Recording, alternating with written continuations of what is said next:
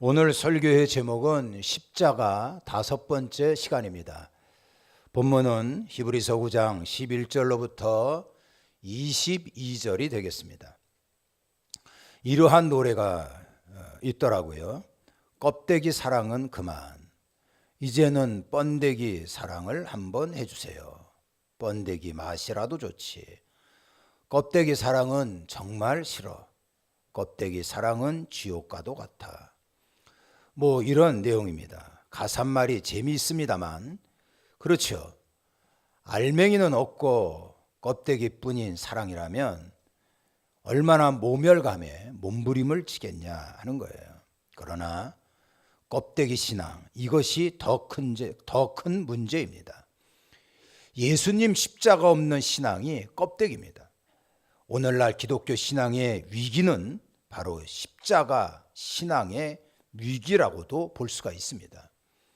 십자가가 없이는 기독교의 진리, 생명, 능력, 복음, 그 어떠한 것도 설명될 수가 없는 겁니다. 키에르게고르는 이렇게 얘기를 했습니다. 인생은 40부터가 아닙니다. 20부터도 아니고요, 60부터도 아닙니다. 인생은 십자가로부터 시작되는 것입니다 라고 얘기를 했습니다. 저희들은 지금 사순절 5째 주일을 보내고 있습니다. 십자가를 깊이 묵상하고 자신을 돌아보고 헌신과 충성을 다짐해야 하는 것입니다. 제2차 세계대전에서 독일이 패망한 후에 히틀러 치하에서 완전히 무너져버린, 엉망이 돼버린 독일 교회를 신앙으로 다시 재정비하고자 이들은 십자가 앞에 모여 참회 선언을 했습니다.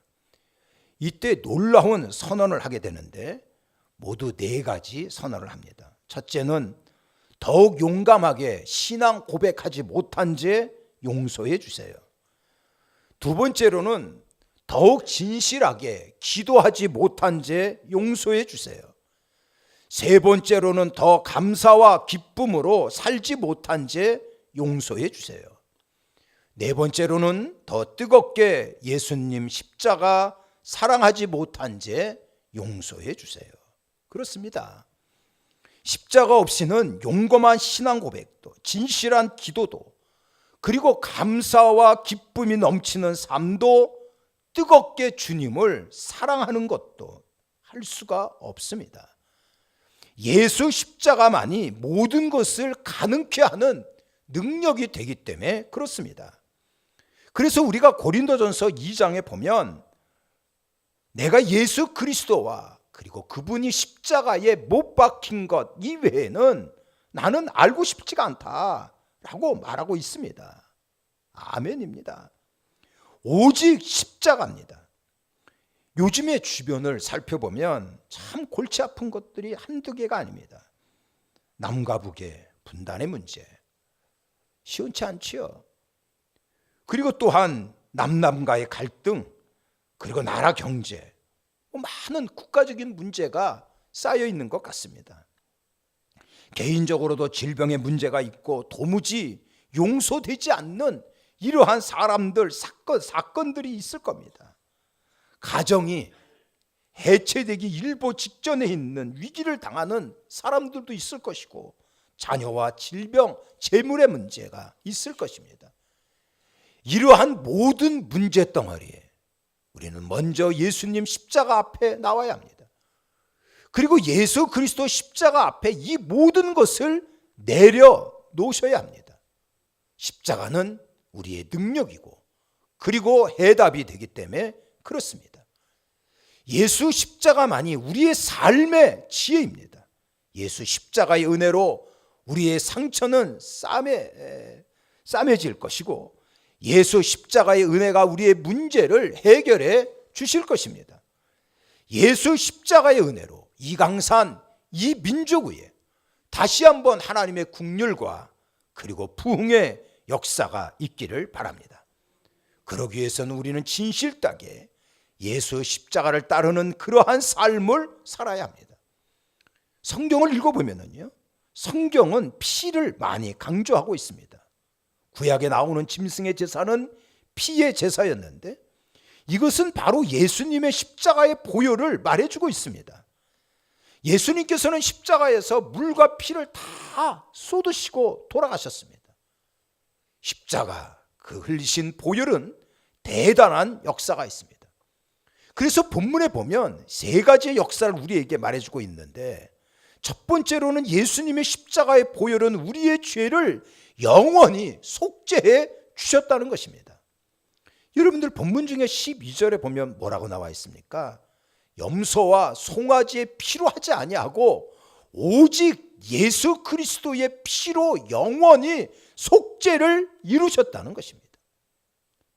구약에는 대제사장이 1년에 한 번 대속죄일에 자신을 위해서 송아지를, 그리고 백성을 위해서는 염소를 잡아 속죄 제물로 하나님 앞에 바쳤습니다.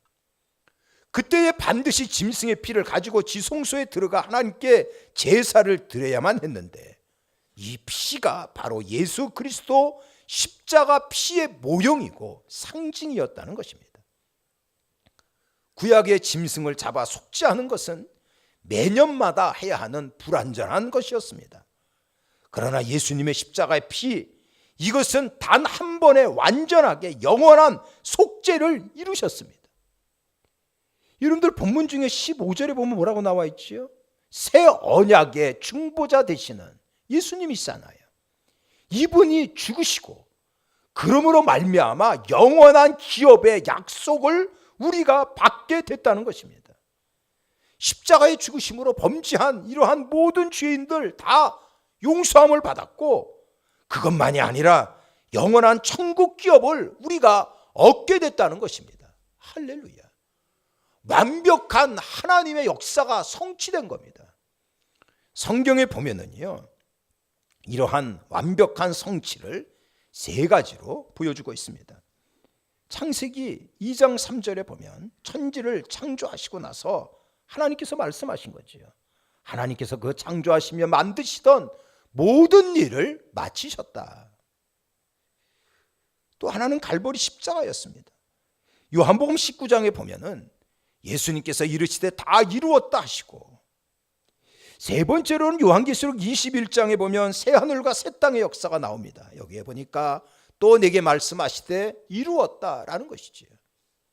모든 일을 마치시고 그리고 다 이루었다. 또 내게 말씀하시기를 이루었도다. 이것은 완벽한 성취입니다. 근데 그 완벽한 성취 중심에는 예수님이 계신 겁니다. 바로 예수 그리스도의 십자가의 보혈이 흘러 넘치고 있다는 것입니다. 예수 십자가의 보혈을 통해서 하나님은 인류 구속 역사를 완성시키신 것입니다. 우리의 죄에서 구속받는 것은 오직 예수 십자가 보혈밖에 없습니다. 그래서 이것을 우리는 복음이라고 말하는 겁니다. 사도행전 4장에 보면 뭐라고 나와 있습니까? 다른 이로서는 구원을 받을 수가 없나니 천하 사람 중에 구원을 받을 만한 다른 이름을 우리에게 주신 일이 없다라고 선언을 하고 있어요. 이것이 예수 그리스도의 십자가의 보혈로 성취된 하나님의 역사였습니다. 두 번째로는요, 십자가의 보혈은 죄책감으로부터 해방시켜 주는 겁니다.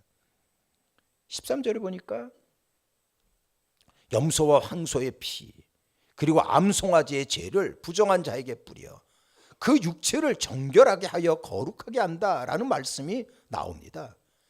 이것이 구약시대의 속죄의 어떠한 과정이었죠. 구약시대에는 부정한 자들은 동네에 들어와 같이 살 수가 없었습니다.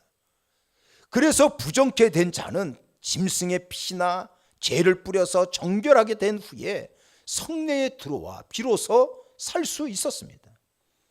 근데 이러한 정결례는 외적인 것에 불과했지 자신의 마음속에 그리고 깊은 곳까지 정결하게 한 것은 아니었습니다. 그래서 저희들은 무엇인가 늘 쫓기고 그리고 양심의 가책에서 벗어나지 못하였던 거지. 그렇지만 예수님께서 갈보리 산상에서 흘리신 그 보혈은 완전한 겁니다. 뭐라고 나와 있습니까? 여러분들 히브리서 9장 14절에 보면 예수 그리스도의 피가 어찌 너희 양심을 깨끗하게 하지 못하겠느냐라고 말씀하고 있잖아요. 예수님의 십자가 보혈은 외적 정결만이 아니라 마음속 깊은 곳에 감추어져 있는 이러한 죄까지 깨끗하게 만들어 주시는 겁니다. 예수님의 십자가의 보혈로 우리는 하나님과 화목하게 되었고, 그리고 의롭다 치감을 받은 겁니다. 그래서 죄의 속박으로부터, 어떠한 죄책감에서부터 벗어날 수 있게 된 겁니다. 그래서 이사야서 43장에 보면 뭐라고 말하고 있냐 하면, 너의 허물을 도말할 것이고 너의 죄를 다시는 기억하지 않겠다라고 말씀하고 있습니다. 할렐루야. 그래서 이제는 예수님의 십자가의 보혈로 죄로부터 해방되었습니다. 죄의식에서 짓눌려 살아서는 안 됩니다. 우리는 지난 죄도 용서함을 받았고 오늘의 죄도 회개하면 용서함을 받습니다. 내일의 심판도 예수 그리스도의 십자가의 보혈로 우리는 구원함을 받을 수가 있게 된 겁니다. 마르틴 루터가 종교개혁을 단행할 때입니다. 어느 날 마귀가 진보다리를 잔뜩 들고 나타났어요. 그 진보다리 안에는 마르틴 루터가 지은 죄가 깨알같이 적혀져 있었습니다. 마귀는 얘기했어요. 어이 루터, 네가 이렇게 많은 죄를 짓고도 무슨 종교개혁을 하려고 하느냐? 할 자격이 없지 않냐? 라는 얘기였어요. 루터는 얘기했습니다. 그것들은 내가 지은 죄가 사실이다.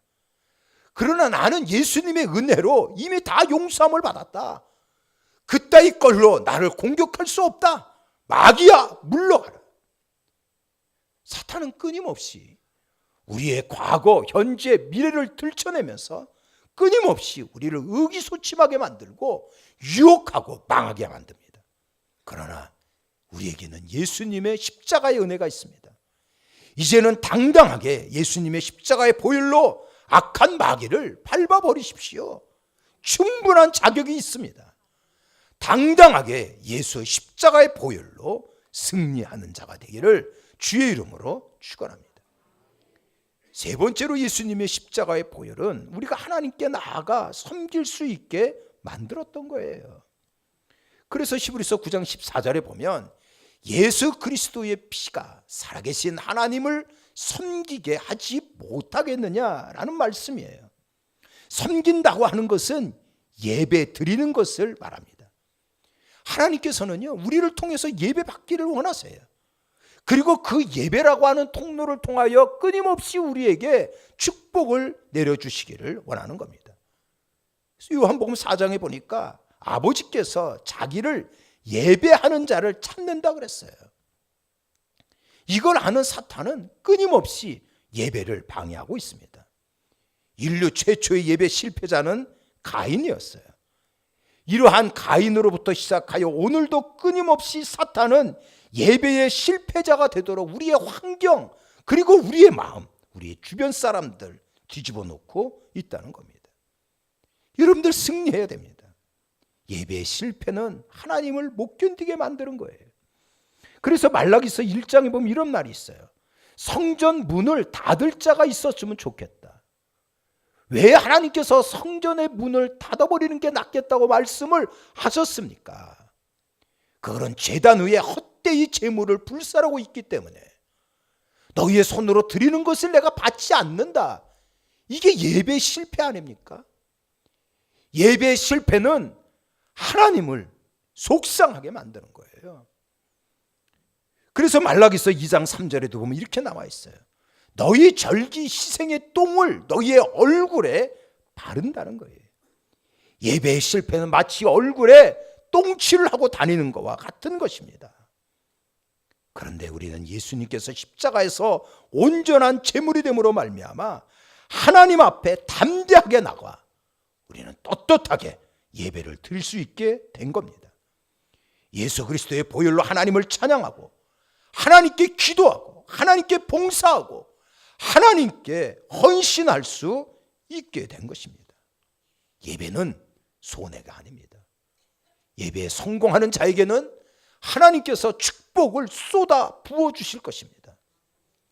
정신위생계의 권위자인 데이비드 펑크 박사는 삶의 안정을 위해서 4가지가 균형이 잡혀져야 된다라고 얘기했어요. 첫 번째로는 사람에게 일이 있어야 된다라고 얘기했고요. 두 번째로는 놀입니다. 안식을 취할 수 있어야 된다. 세 번째로는 사랑해야 되고요. 그리고 넷째가 예배라고 얘기했어요. 이 4가지 요소 중에서 가장 근본적인 것은 예배라고 말을 했던 겁니다. 조지 힘스톡 박사, 의학 박사인데요. 이분은 뭐라 그랬냐면 규칙적으로 예배에 참석하는 사람은 잘 병에도 안 걸리더라 라고 얘기했어요. 예배를 통해서 우리는 능력을 받습니다. 예배를 통해서 우리는 새 힘을 얻는 겁니다. 그래서 여러분들 예배의 성공자가 되어야 되는 거예요. 잠언 8장에 보면 나를 간절히 찾는 자는 나를 만난다고 말했습니다. 하나님을 만나면 무조건 축복입니다. 그리고 하나님의 은총이 감격하게 되려 우리는 강같이 기쁨이 임하게 될 것입니다. 예수 십자가의 보혈로 여러분들은 예배 성공자가 되어지기를 바랍니다. 자, 이 그림은 지거 포터 씨가 그린 그림입니다. 칼보리 정상의 대못을 받기 위해 팔다리를 펴고 십자가에 누운 예수님, 그리고 잿빛 하늘을 올려다보고 계시고 그 하늘에 죽은 검은 태양이 가운데에 보이고 있습니다. 그 주변에 여러 형태의 얼굴들이 누워있는 지금 예수님을 보고 있는 겁니다. 얼굴은 보이지 않습니다만 갑옷으로 무장한 로마 병사가 예수님 손과 발에 대못을 받기 위해서 망치를 격렬하게 내리치고 있는 모습이 보입니다. 이러한 잔인한 광경을 즐기면서 고소해하고 희죽희죽거리며 웃는 이러한 표정을 하는 사람 얼굴도 있습니다. 어떤 사람은 십자가형이 너무나 고통스러워서 슬퍼하며 손으로 얼굴을 가리고 있는 그러한 사람들도 보입니다. 2000년 전 그날 그 자리에 여러분들이 계셨다면 여러분들은 어떠한 표정을 지을 것 같습니까? 우리는 예수님을 십자가에 달리셨다 이렇게 말하는데 누가 과연 예수님을 십자가에 못 박았습니까? 십자가에 못 박은 그 범인이 누굽니까? 우리가 사도행전에 보면 예수님을 십자가 못 박은 이 사람들의 이름이 나열되어 있습니다. 사도행전 4장에 보니까 헤롯과 본디오 빌라도 이방인 그리고 이스라엘 백성과 합사하여 하나님께서 기름 부으신 거룩한 종 예수를 거슬렸다. 십자가에 못 박았다. 이렇게 나와 있지요. 십자가의 처형을 주도한 사람은 헤롯이었고 빌라도였어요. 그리고 이스라엘 백성들이었는데 또 하나의 공범자가 등장하고 있습니다. 이방인이에요. 과연 이방인이 누굽니까? 초대교회 교부였던 아타나시우스가 깜빡 잠이 들었어요. 꿈속에 예수님께서 십자가에 달리셨는데 어떤 사람이 그 십자가에 올라가 다시 쾅쾅 망치질을 하고 있었습니다. 아타나시우스는 놀래가지고 어떤 쌍놈이 예수님을 못 받고 있느냐 분개하며 달려갔어요. 그리고 범인의 얼굴을 확인했는데 이게 웬일입니까? 그 사람은 다리 많은 자신이었어요. 솟아라치게 놀란 그는 잠에서 깨어나 통곡하며 외쳤습니다. 오 칼리에드 엘레시온, 내가 주님을 십자가에 못 박았나이다. 예수님은 다른 누군가가 아닌 내가 십자가에 못 박은 겁니다. 그래서 이사야서 53장에 보면 우리의 허물 때문이고 우리의 죄악 때문이라고 말하고 있는 거예요. 예수님이 십자가에 달려 죽으심으로 우리는 살아났습니다. 그래서 이 십자가가 우리에게 너무나 중요한 본질입니다. 십자가는 구원을 얻는 하나님의 능력이 되고요. 죄와 슬픔과 질병을 해결해 주는, 소망을 주는 능력이 되는 것입니다. 여러분, 고난이 다가오고 고통이 홍수처럼 밀려오고 억울하고 조롱당해도 우리는 십자가의 길을 걸어야 합니다. 그것은 십자가가 생명이기 때문에 그런 겁니다. 우리가 걸어야 될 십자가의 길은 두 가지입니다. 하나는 기도, 하나는 전도입니다. 내일부터 2019년 사순절 1차 새벽 기도를 합니다. 예수님이 나 때문에 죽으셨는데 내일 새벽 기도 다 참여하여 주님의 고난에 동참하십시오. 또 하나는 전도입니다. 2019년 부활절 큰 영광을 나를 살려주신 예수님께 드리기 위해서 주변에 믿지 않는 사람들, 그리고 믿다가 중단된 이들 전도 대상자로 삼아 그들에게 예수 생명 십자가를 전해야 합니다. 그래서 예수 고난에 동참하십시오. 우리 모두 충성함으로 묵묵하게 주어진 십자가의 길을 걸으시고 하나님의 영광 나타내시고 하나님의 영광 누리시는 주의 백성이 되기를 예수님 이름으로 축원합니다. 축원합니다. 이제는 우리 구주 예수 그리스도의 은혜와 하나님 아버지 극진하신 사랑하심과 성령님의 위로와 교통하심이 예배드린 우리 모두에게 영원히 함께하옵기를 간절히 축원하옵나이다.